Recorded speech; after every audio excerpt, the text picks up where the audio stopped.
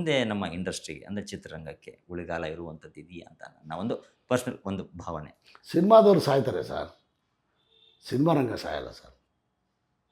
ಸಿನಿಮಾದಲ್ಲಿ ಇದ್ದವ್ರು ಹೋಗ್ತಾ ಇರ್ತಾರೆ, ಹೋಗ್ತಾ ಇರ್ಬೋದು. 100%. ಜಗತ್ತಿನ ನಿಯಮ ಅದು. 100%. ಯಾರು ಇಲ್ಲಿ ಮಳೆ ಹೊಡ್ಕೊಂಡಿರೋಕ್ಕಾಗಲ್ಲ.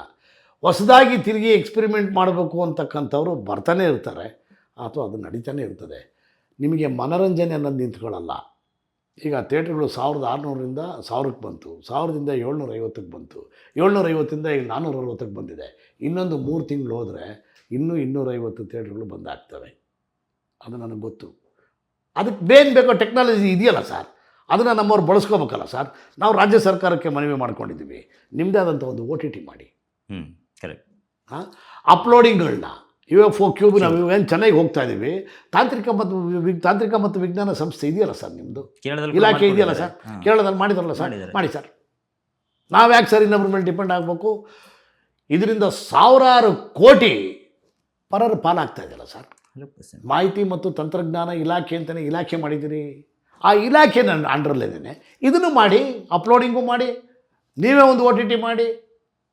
ಆಮೇಲೆ ಚಿತ್ರಮಂದಿರಗಳನ್ನು ನೀವೇ ಇದು ಮಾಡಿ ಕಂಟ್ರಿ ಪ್ರೈವೇಟ್ನವ್ರಿಗೆ ಬಿಟ್ಕೊಡಿ. ಈಗ ನೀವು ಹೇಳ್ದಂಗೆ ಬಸ್ ಸ್ಟ್ಯಾಂಡ್ ಮೇಲ್ಗಡೆ ತುಂಬ ಜಾಗಗಳಿದ್ದಾವೆ, ಅವನ್ನೆಲ್ಲ ರಿನಿವೇಷನ್ ಮಾಡ್ಕೊಂಡು ಹೋದರೆ ವರ್ಕೌಟ್ ಆಗುತ್ತಲ್ವಾ.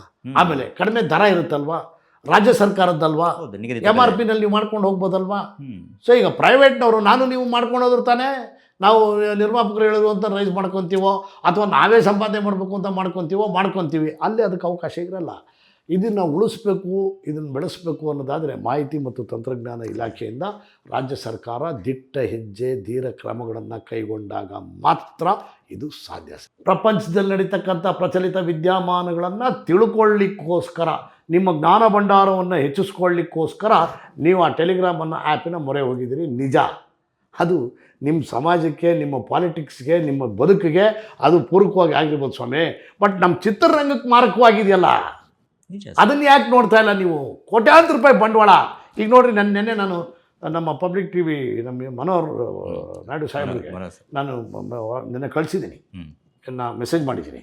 ಈ ಒಂದು ಇದರಲ್ಲಿ ಆ್ಯಪಲ್ಲಿ ನೀವು ಹೋದರೆ ನಿಮ್ಮ ಸಿನಿಮಾನ ಫ್ರೀ ಆಫ್ ಕಾಸ್ಟಲ್ಲಿ ಎಲ್ಲಿ ಬೇಕಾದ್ರೂ ಕೂತ್ಕೊಂಡು ನೋಡ್ಬೋದು. ಅಂದಮೇಲೆ ಅವರ 106 ಕೋಟಿ ರೂಪಾಯಿ ಬಂಡವಾಳದ ಗತಿ ಏನು ಸರ್?